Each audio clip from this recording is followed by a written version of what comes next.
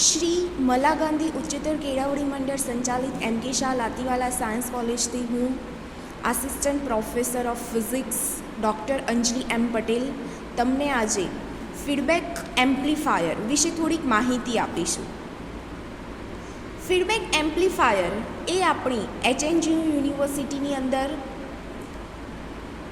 Paper number 604ની અંદર first unit અને ફર્સ્ટ ચેપ્ટર આપેલ છે.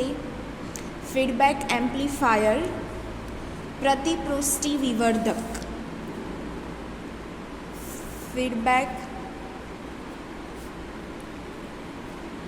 એમ્પ્લીફાયર જેને આપણે ગુજરાતીની અંદર પ્રતિપૃષ્ટિ વિવર્ધક તરીકે ઓળખીએ છીએ. સૌપ્રથમ તો એમ્પ્લીફાયર, આપણે એમ્પ્લીફાયર આગળના ફર્સ્ટ યર, સેકન્ડ યર કે આગળના 4 સેમિસ્ટરની અંદર ભણી ગયા છીએ. એમ્પ્લીફાયર એટલે શું, અને પછી આપણે ફીડબેક એમ્પ્લીફાયર ઉપર જઈશું. તો એમ્પ્લીફાયર એ એક ઇલેક્ટ્રોનિક ડિવાઇસ છે જે આપણને વોલ્ટેજ, કરંટ અને પાવર ઇન્ક્રીઝ કરવામાં મદદ કરે છે. આ બધા સિગ્નલ ઇન્ક્રીઝ કરવામાં આપણને ખૂબ જ હેલ્પફુલ છે એમ્પ્લીફાયર. ત્યારબાદ એનો ઉપયોગ આપણે એઝ અ ફીડબેક એમ્પ્લીફાયરમાં કર્યો. તો ફીડબેક શું છે અને ફીડબેક એમ્પ્લીફાયર શું છે? તો ફીડબેક એ એક નાનો એવો ટુકડો આપણે કહી શકાય કે જે આપણને આઉટપુટમાં મળે છે. એ આ સિગ્નલ આપણે ફરી પાછું ઇનપુટમાં લઈ જઈશું અને આઉટપુટ સિગ્નલનો ફરી આપણે ઇનપુટમાં ઉપયોગ કરીશું. તો આને આપણે ફીડબેક એમ્પ્લીફાયર તરીકે ઓળખવામાં આવે છે. હવે ઘણાને પ્રશ્ન થતો હશે, શા માટે જરૂર પડી ફીડબેક એમ્પ્લીફાયરની? તો ફીડબેક એમ્પ્લીફાયર એ જે પણ સિગ્નલ આવે છે એને એક્ટિવલી સાંભળે છે અને તેનું એનાલિસિસ કરી અને પરફોર્મન્સ જે આપણું આઉટપુટ મળતું હોય છે એમાં સુધારો કરે છે. સુધારો કઈ રીતનો સુધારો? તો કોઈ પણ એરર આવતી હોય એનો વિરોધ કરે છે અને આપણું જે આઉટપુટ મળતું હોય છે, સિગ્નલ જે મળતા હોય છે એ બિલકુલ સ્મૂધ મળતા હોય છે આપણને. એના આપણે એડવાન્ટેજ અને ડિસએડવાન્ટેજ જોઈ લઈએ. તો એના અમુક એડવાન્ટેજ પણ છે તો ક્યાંક ડિસએડવાન્ટેજ પણ છે. એડવાન્ટેજ આપણે અહીં વાત કરીએ તો એ જે એરર્સ હોય છે એ જાતે શોધી લે છે અને એને રિડ્યુસ કરે છે. એરર્સ જે હોય છે એને જાતે આઈડેન્ટિફાઈ કરી અને એને રિડ્યુસ કરવાનો, ઓછું કરવાનો ટ્રાય કરે છે. ખૂબ જ સ્ટેબલ કહી શકાય અને એની સ્ટેબિલિટી ઇમ્પ્રૂવ કરવાનો ટ્રાય કરે છે. સિગ્નલની જે આપણી સ્ટેબિલિટી હોય છે એને ઇમ્પ્રૂવ કરવાનો ટ્રાય કરે છે. એક્સટર્નલ જે ડિસ્ટર્બન્સ આવતું હોય છે, આપણને ખ્યાલ છે કે કોઈ પણ સિગ્નલની અંદર આપણું જે એક્સટર્નલ અમુક સિગ્નલ આવતા હોય છે જેને આપણે એઝ અ ડિસ્ટર્બન્સ તરીકે ઓળખીશું, તો એનો આપમેળે વિરોધ કરતું હોય છે. તો આ ફીડબેકના અમુક એડવાન્ટેજ કહી શકીએ. હવે ડિસએડવાન્ટેજ શું છે? તો ડિસએડવાન્ટેજ કહી શકાય કે એ ખૂબ જ જટિલ છે. એની જે રચના હોય છે એ ખૂબ જ જટિલ છે. બસ એક આ ડિસએડવાન્ટેજ આપણે કહી શકાય. એનાથી વિશેષ ડિસએડવાન્ટેજ એડવાન્ટેજની કમ્પેરિઝનમાં ખૂબ જ ઓછા છે. હવે ફીડબેક એમ્પ્લીફાયર, તો એના ફીડબેક જેમ આપણે વાત કરી કે એમ્પ્લીફાયરનો જે આપણને આઉટપુટ મળતો હોય છે એને થોડા અંશે ઇનપુટમાં કન્વર્ટ કરે છે, દાખલ થાય છે, અને આ પ્રક્રિયાને ફીડબેક કહે છે, પ્રતિપુષ્ટિ પ્રક્રિયા કહે છે. ઇનપુટ સંકેતમાં વધારો કરાવે છે અને વિરુદ્ધ સંકેત ઉમેરવો, તે આધારે ફીડબેકને બે પ્રકારે આપણે વહેંચી શકીએ છીએ. તો એક પોઝિટિવ ફીડબેક,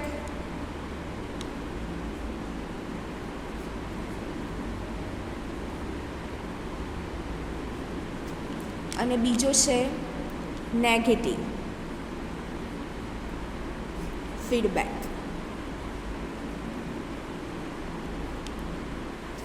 ધન પ્રતિપુષ્ટિ અને ઋણ પ્રતિપુષ્ટિ, આ બે એના પ્રકાર છે.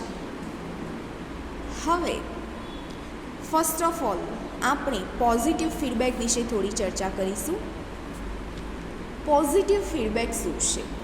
તો જ્યારે ફીડબેક વોલ્ટેજ અથવા પ્રવાહ એ રીતે લાગુ પાડવામાં આવે કે જેથી ઇનપુટ વોલ્ટેજ અથવા પ્રવાહમાં વધારો થાય, એટલે કે ઇનપુટ સંકેત સાથે ઇન ફેઝ કલામાં હોય, ત્યારે તેને પોઝિટિવ ફીડબેક અથવા રીજનરેટિવ અથવા ડાયરેક્ટ ફીડબેક કહે છે. પોઝિટિવ ફીડબેકથી ગેઇન વધે છે. પોઝિટિવ ફીડબેકથી ગેઇન વધે છે. આ હતી પોઝિટિવ ફીડબેકની ડેફિનેશન, વ્યાખ્યા. કોઈ પૂછે છે તો આ પોઝિટિવ ફીડબેકમાં આપણે કહી શકીએ છીએ. નેગેટિવ ફીડબેક,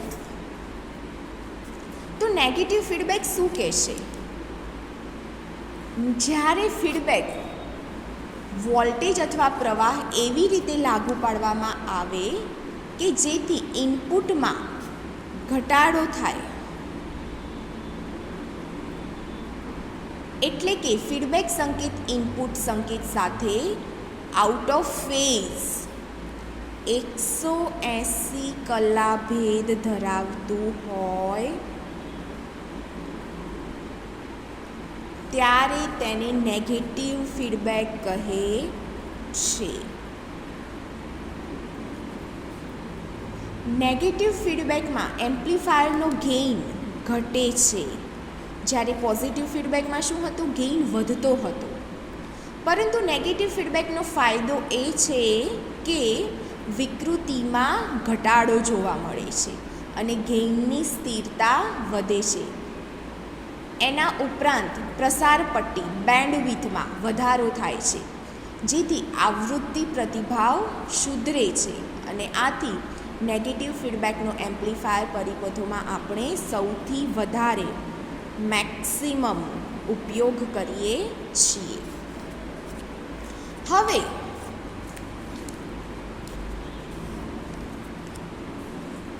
ફીડબેક એમ્પ્લીફાયરનો સિદ્ધાંત શું છે? સિદ્ધાંત ઓફ ફીડબેક એમ્પ્લીફાયર.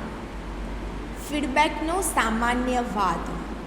તો સાદા એમ્પ્લીફાયર પરિપથ માટે ફીડબેક વગર આઉટપુટ વોલ્ટેજ V0 અને ઇનપુટ વોલ્ટેજ Vi હોય, તો જે આપણું એમ્પ્લીફાયર છે એનો ગેઇન આપણે AV = V0/Vi કહી શકાય, અને આપણે એને આવી રીતના દર્શાવી શકાય. આ આપણું ઇનપુટ થશે, અહીં આપણું V0 આઉટપુટ થશે, અને આ જે ગેઇન છે એ ઓપન લૂપ ગેઇન તરીકે ઓળખાય છે. હવે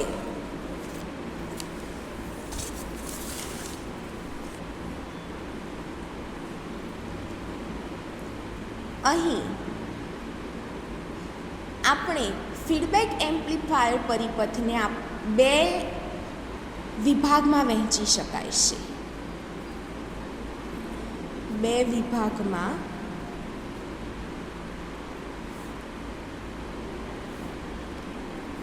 વહેંચી શકાય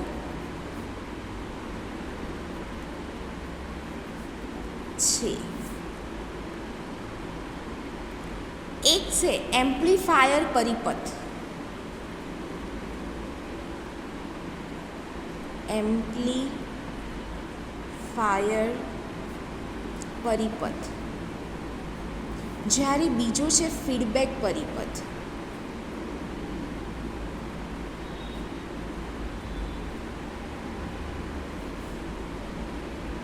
હવે અહીં આપણે એમ્પ્લીફાયર પરિપથ અને ફીડબેક પરિપથ બે વિભાગમાં વહેંચવામાં આવ્યો છે. ત્યારે ફીડબેક પરિપથ સાથે જો ફીડબેક એમ્પ્લીફાયર પરિપથનો આઉટપુટ વોલ્ટેજ VO ડેશ છે અને તેનો અંશ B ઇનપુટમાં દાખલ કરવામાં આવે. આપણે અહીં એક એનું ફિગર દ્વારા સમજીશું. સપોઝ આપણને અહીં એમ્પ્લીફાયર પરિપથ ગેઇન આપ્યો છે.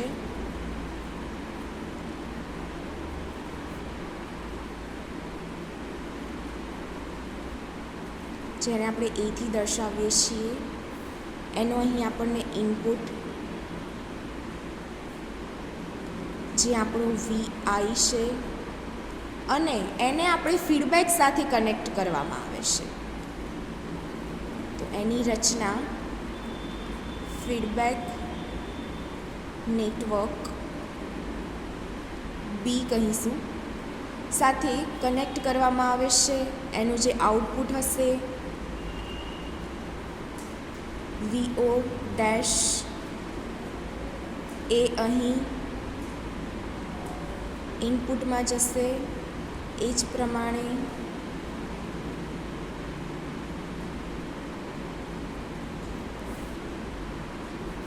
VO ડેશ કહી શકાય.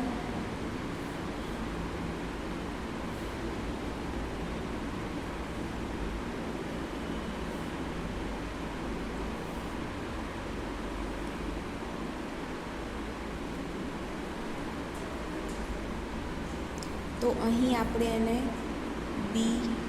VO ડેશ આપીશું. આપણું VI ડેશ આપીશું. આપણું VO ડેશ છે. અહીં પણ V ડેશ છે. તો હવે આ જે આપણને મળે છે તો એ ABF આપીશું. એને આપણે VO dash divide by VI